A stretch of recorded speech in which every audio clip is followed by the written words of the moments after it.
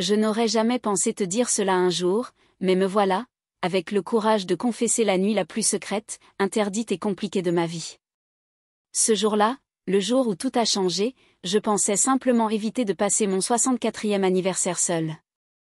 Mais il y avait bien plus derrière le désir d'Edouard de ne pas me laisser seule. L'attraction entre nous, ces sentiments interdits, et tout ce que nous avions réprimé pendant des années, cela ne pouvait plus vraiment être ignoré. Et ce jour-là, tout a explosé. Laisse-moi tout te raconter depuis le début. Edouard était le beau-fils de Jonathan. Aujourd'hui âgé de 28 ans, il est sûr de lui, déterminé et capable de me captiver dès le premier regard. L'année où Jonathan est décédé, il venait souvent me voir, parfois restant plusieurs jours avec moi. Mais il y a 2 ans, il a disparu sans un mot. Pendant son absence, les moments que nous avions partagés sont restés enfermés dans les coins les plus profonds de mon esprit. J'ai essayé de l'oublier, de repousser ses souvenirs, mais je n'y arrivais pas. Et puis, ce jour-là est arrivé. Il a frappé à ma porte.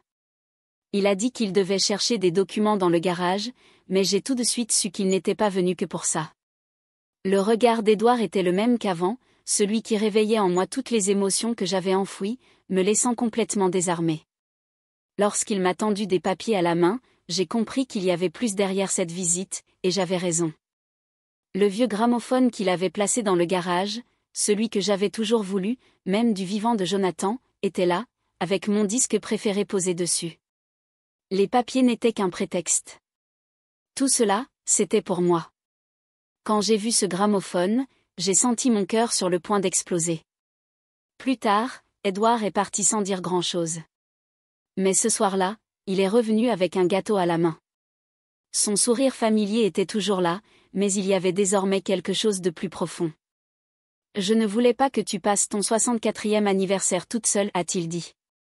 Et à cet instant, j'ai compris qu'il ne s'agissait pas que d'un simple anniversaire. Edouard s'apprêtait à m'offrir une nuit que je n'aurais jamais pu imaginer. Cette nuit-là, tout a changé. Et maintenant, je vais tout te raconter dans les moindres détails. Quand j'ai ouvert la porte et vu Edouard là, je n'étais pas préparée à ce que je voyais. Ce n'était pas une simple visite de courtoisie, je l'ai ressenti immédiatement. Il tenait un gâteau délicat et portait un costume élégant. Le sourire qu'il affichait était différent, plus intense, plus chargé de sens. Edouard, désormais âgé de 28 ans, avait cette maturité mêlée à l'énergie de la jeunesse, ce qui le rendait incroyablement captivant. « Joyeux anniversaire, Bella, a-t-il dit. Sa voix, assez chaude pour remplir l'embrasure de la porte, ces mots m'ont à la fois surprise et éveillé quelque chose d'indescriptible en moi. C'était la première fois que quelqu'un se souvenait de mon anniversaire avec tant d'attention. « Je ne voulais pas que tu fêtes tes 60 ans seul, a-t-il ajouté, son sourire envoûtant s'élargissant. Ce soir devrait être spécial. Si cette histoire vous touche, rejoignez ma chaîne, abonnez-vous et activez les notifications pour en découvrir plus. Croyez-moi, ce sera l'une des histoires les plus envoûtantes que vous entendrez. Je voulais dire quelque chose, mais les mots sont restés coincés dans ma gorge. Edouard a déposé le gâteau sur la table basse et s'est approché de moi. Mais, Bella, a-t-il murmuré en me regardant doucement, ce soir pourrait être tellement plus spécial. Faisons-le comme il se doit, comme tu le mérites. Va mettre une belle robe et faisons de cette nuit un souvenir inoubliable. Au début, j'ai pensé refuser, mais son regard tendre et insistant a rendu cela impossible. J'ai hoché la tête et suis montée à l'étage. Une étrange excitation me parcourait alors que je gravissais les marches. En ouvrant mon armoire, mon regard s'est posé sur une robe noire que je n'avais pas portée depuis des années. J'ai passé mes doigts sur le tissu, puis je suis allée me placer devant le miroir. Avant d'enfiler la robe, j'ai retiré mon t-shirt, me retrouvant nue face à mon reflet. Ma peau est encore ferme et jeune. J'ai caressé ma taille, me suis légèrement penchée en avant pour observer mes épaules. Je suis vraiment séduisante, me suis-je murmuré. J'avais 64 ans, mais on aurait dit que j'avais défié le temps. Un sourire aux lèvres, j'ai enfilé la robe, et à cet instant, je me suis sentie réellement spéciale. En descendant les escaliers, une mélodie familière est venue jusqu'à mes oreilles. C'était ma chanson préférée. Mes pas se sont ralentis et mon cœur s'est accéléré. Comment Edouard savait-il ? Je ne lui en avais jamais parlé. Troublé mais intrigué, j'ai continué jusqu'au salon. Édouard avait installé le gramophone au milieu de la pièce et avait choisi avec soin le disque à faire jouer. Lorsqu'il m'a vu, ses yeux se sont illuminés. L'admiration dans son regard en disait long, même s'il ne prononçait aucun mot. « Comment savais-tu » ai-je demandé, incapable de cacher ma surprise. Édouard a esquissé un sourire tendre, son regard toujours accroché au mien. « Je t'ai écouté, Bella, a-t-il dit. Tu pensais peut-être être celle qui m'écoutait toujours, mais en réalité, c'était moi qui t'écoutais. Chaque détail que tu as partagé, chaque passion que tu évoquais, je me souvenais de tout. Ces paroles m'ont réchauffé le cœur. Cela faisait si longtemps que je ne m'étais pas sentie aussi vue, aussi entendue. Édouard s'est approché encore, tendant la main vers moi. Ce soir, Bella, ce soir c'est tout pour toi. Je suis là pour te faire sentir spéciale. Alors que la musique emplissait la pièce, je ne pouvais nier la profondeur et la détermination dans son regard. Nous nous sommes assis et avons commencé à parler, mais ce n'était pas une conversation ordinaire. Elle était empreinte de tous ces sentiments et émotions que nous avions refoulés si longtemps. L'attraction entre nous devenait de plus en plus forte à chaque seconde. La voix d'Édouard a brisé le silence, profonde et pleine d'émotion. « Sais-tu pourquoi je ne suis pas revenue avant, Bella ?» Sa question m'a prise au dépourvu, et j'ai plongé mon regard dans le sien, essayant de deviner où il voulait en venir. Il a marqué une pause, comme s'il choisissait soigneusement ses mots. « J'ai toujours été attiré par toi, a-t-il enfin avoué. Sa voix, douce, mais assez puissante pour remplir toute la pièce. J'ai toujours vu ce désir, cette passion, cette énergie en toi. Je l'ai toujours vu. Mais ce que je ressentais me faisait peur, Bella. Je savais que je ne pouvais pas rester près de toi. Mon corps voulait courir vers toi, mais mon esprit ne cessait de me dire que c'était mal. » Ces mots envoyèrent une vague de chaleur à travers moi, mêlée à une confusion profonde. Mon cœur se mit à battre à tout rompre, mais je savais que je devais rester maîtresse de moi. Prenant une profonde inspiration, je le regardais. « Édouard, tu ne devrais pas dire ça, » répondis-je, bien que le tremblement dans ma voix trahissait mes émotions.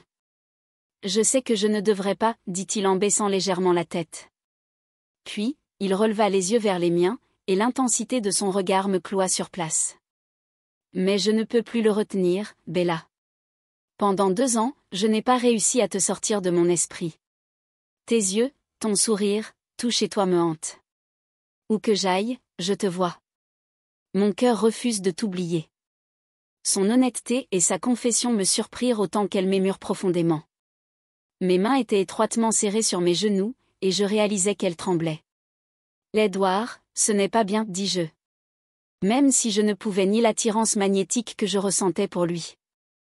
Ce lien qui nous unit, ce n'est pas bien. Édouard se pencha légèrement vers moi, s'agenouillant un peu sur son siège, incliné dans ma direction. Ses yeux brillaient d'une profonde détermination. « Bien ou mal, » dit-il, sa voix basse mais résolue, « je ne peux pas nier ce que je ressens. Et toi non plus, Bella. Tes yeux me disent tout. Tu sais que ce lien entre nous est réel. » Un instant, je restais silencieuse, parce qu'il avait raison. Cette attirance entre nous avait toujours été là. Un lien qu'on avait essayé d'ignorer pendant des années, des sentiments que je refusais d'admettre, mais qui avaient grandi, m'envahissant un peu plus chaque jour. Et maintenant, dans son regard, dans ses mots, tout résonnait en moi. « Merci de ne pas m'avoir laissé seule ce jour-là, » dis-je enfin, la voix serrée par l'émotion. « Mais Édouard, c'est dangereux. Si on va plus loin, aucun de nous ne pourra faire marche arrière. » Édouard tendit lentement la main et posa ses doigts sur les miens. Son toucher fit voler en éclats toutes les barrières logiques que j'avais bâties. « Tu n'as pas envie de faire marche arrière, Bella, » dit-il. « Je veux juste vivre cet instant avec toi, te montrer ce que je ressens, te dire à quel point tu es spécial pour moi. » Des larmes emplirent mes yeux, mais ces émotions ne me brisaient pas. Elles libéraient quelque chose de profond en moi. « Quand je te regarde, » continua-t-il, sa voix douce mais intense, « je ne vois pas seulement la beauté, je vois la force, la passion et l'amour de la vie. Tu crois avoir 64 ans, mais pour moi, tu as toujours été la femme la plus jeune et la plus captivante, et ces sentiments, ils ne changeront jamais. Ces paroles brisèrent les dernières résistances en moi. Je pris une profonde inspiration et le regardai. L'Edouard, murmurai-je, la voix tremblante en me penchant vers lui, tu me vois comme personne ne m'a vu depuis des années, et je ne peux pas nier ça. Le silence qui suivit était lourd, mais il disait tout. Nous nous sommes simplement regardés, et dans ce silence, toutes les vérités qu'on n'avait jamais dites se révélèrent. Cette attirance interdite entre nous était devenue indéniable, irréversible. Quand enfin les lèvres d'Édouard touchèrent les miennes, tous les sentiments refoulés éclatèrent. L'émotion enfouie depuis des années remonta à la surface. Son baiser débordait de passion et m'obligeait à affronter tout ce que j'avais caché pendant si longtemps. Mais son intensité me terrifiait aussi. Une partie de moi résistait encore, me disant que je ne devais pas céder. Soudain, je me détachai de lui en prenant une grande inspiration. L'Edouard, chuchotai-je, la voix tremblante. Je ne savais même plus ce que je voulais dire. Perdu dans son regard, je sentais mon contrôle m'échapper. Mon cœur battait à tout rompre alors que je reculais, cherchant à mettre un peu de distance entre nous. Sans un mot de plus, je me précipitai dans ma chambre. Une fois la porte refermée derrière moi, je fis face au miroir. Mes joues étaient rouges, mes yeux brillants d'excitation et de confusion. Mes mains tremblaient encore légèrement. « Qu'est-ce que je suis en train de faire ?» murmurai-je pour moi-même. Mais au fond de moi, une voix persistante refusait de se taire. Une voix animée d'un désir écrasant. Je regardais plus attentivement dans le miroir, observant les légères rides sur mon visage, les signes du temps. Mais mon regard glissa ensuite sur mon corps encore ferme et jeune. Je l'ai encore, soufflot, un petit sourire troublé se dessinant sur mes lèvres. Et pourtant, cette prise de conscience ne faisait que compliquer davantage les choses. C'est alors que j'entendis le léger grincement de la porte.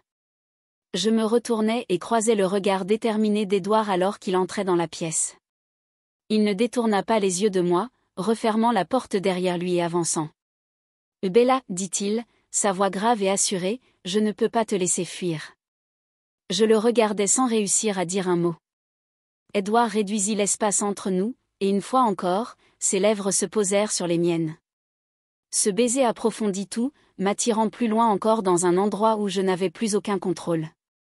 Mes défenses s'écroulaient une à une. Je ne pouvais plus me retenir. Mes mains allèrent instinctivement se poser sur ses épaules. Édouard passa ses bras autour de ma taille, me rapprochant encore de lui. Sa chaleur enveloppa tout mon être, et ma respiration s'accéléra. Ses lèvres quittèrent les miennes pour descendre le long de mon cou, puis sur mes épaules. Mon corps réagissait à chacun de ces gestes sans la moindre hésitation. Pourtant, l'intensité de ce désir interdit me consumait complètement. Je reculais légèrement, non pour fuir, mais pour reprendre mon souffle lentement. Je saisis les bretelles de ma robe, et les filles glissèrent de mes épaules. Le tissu tomba silencieusement au sol, s'enroulant autour de mes pieds. Je jetai un bref coup d'œil à mon reflet dans le miroir et sentis une vague de courage monter en moi. « Édouard, murmurai-je, ma voix à peine audible, je me livre à toi. » Ces mots allumèrent quelque chose dans ses yeux, un feu impossible à ignorer. Édouard commença à déboutonner sa chemise, ses doigts allant vite, presque fébriles. Lorsqu'il la laissa tomber, révélant son corps athlétique et puissant, mon cœur se mit à battre encore plus fort. Chaque partie de moi était attirée vers lui. Édouard posa à nouveau ses mains sur ma taille, me guidant doucement vers le lit. Lorsque je m'y allongeai, il me rejoignit. Sa présence emplissait tout l'espace autour de moi. Ses baisers commencèrent dans mon cou, descendirent sur mes épaules et continuèrent à explorer chaque parcelle de moi. À chaque contact, il réveillait en moi des émotions et des passions enfouies depuis des années. Ce moment marquait le début d'une nuit que je n'aurais jamais pu imaginer, et je savais sans l'ombre d'un doute que plus rien ne serait jamais comme avant. Tout se passait si vite que j'avais l'impression que mon cœur allait exploser dans ma poitrine. Je regardais Édouard, incapable de cacher la confusion et la profondeur de mon désir. Jamais je n'aurais pu rêver de ça, soufflai-je, un soupir. Mais en cet instant, plus que tout, je le veux. Je suis si excitée et remplie de désir. Édouard inclina légèrement la tête, un sourire doux et déterminé se dessinant sur ses lèvres. « Bella, dit-il, sa voix calme et pourtant si captivante qu'elle me figea. Nous l'avons toujours voulu, tous les deux. Mais à chaque fois, nous avons fui. Pas ce soir. Ce soir, on ne fuit plus. À cet instant, ces mots brisèrent mes dernières défenses. Je ne me souciais plus de l'endroit où cette nuit allait nous mener. J'étais prête à me perdre dans l'instant. Quelque chose de puissant surgit en moi, si intense que je fermais les yeux et agrippais le drap d'une main et le rebord de la table de chevet de l'autre. L'intensité me coupa le souffle. Mes yeux restèrent clos pendant 2 ou 3 minutes alors que je tentais de me concentrer uniquement sur ce que je ressentais. Quand j'ouvrais enfin les yeux et fixais le plafond, Édouard était penché au-dessus de moi. Ses cheveux étaient en bataille et son front brillait légèrement de sueur. Alors que je pensais « c'est parfait », Édouard tendit la main et la posa sur la mienne, sur le lit. Tout semblait irréel, comme un rêve, et pourtant si vivant. Quand je tournai la tête vers le miroir et que je nous aperçus dans cet état, je ne pus plus me retenir. Mes jambes se tendirent avec une telle force que j'ai eu l'impression de perdre connaissance. C'était un désir et une passion que je n'avais jamais connus auparavant, et je fus surprise par mes propres réactions. Et puis, il y avait Édouard, si magnifique que j'avais peine à croire qu'il était réel. Ses joues étaient rouges, et il me couvrait de compliments. Ma voix trembla quand je murmurai « Édouard, tu es incroyable. Vraiment, je ne veux jamais que cette nuit se termine. » Je vis l'excitation dans ses yeux grandir encore. De ma main libre, je la posai sur son torse, sentant les battements rapides de son cœur. « Je t'ai toujours voulu, avouai-je, sans croire moi-même les mots qui franchissaient mes lèvres. Je n'arrive pas à croire que ça se réalise. » Je fermai les yeux à nouveau, me livrant à cette chaleur qui envahissait tout mon être. À cet instant précis, une chaleur intense se répandit en moi. Édouard, le souffle irrégulier, s'effondra à côté de moi. Il se redressa avec une expression déterminée et attrapa son téléphone. Se tournant vers moi, il déverrouilla l'écran. « Bella, je veux te montrer quelque chose, dit-il. » Lorsqu'il me montra l'écran, mes yeux s'écarquillèrent aussitôt. C'était la photo d'un petit cottage au bord d'un lac. Un endroit paisible, simple et chaleureux. Exactement l'endroit dont j'avais toujours rêvé. « J'ai rêvé de toi, dit-il, sa voix à la fois sérieuse et remplie de désir. Loin de tout, loin de cette maison, juste nous deux. Demain matin, on ira voir cet endroit, et quand on y sera, je te demanderai de porter quelque chose que j'ai choisi pour toi, parce que ce soir, j'ai vu la femme que j'ai toujours rêvé d'avoir. Cette femme, c'est toi, Bella, ça a toujours été toi. » Ces mots firent naître en moi une tempête. Mon cœur se mit à battre à tout rompre. Je le regardais, incapable de trouver mes mots. Ce n'était pas juste une histoire d'un soir, c'était une porte qui s'ouvrait sur quelque chose de bien plus grand.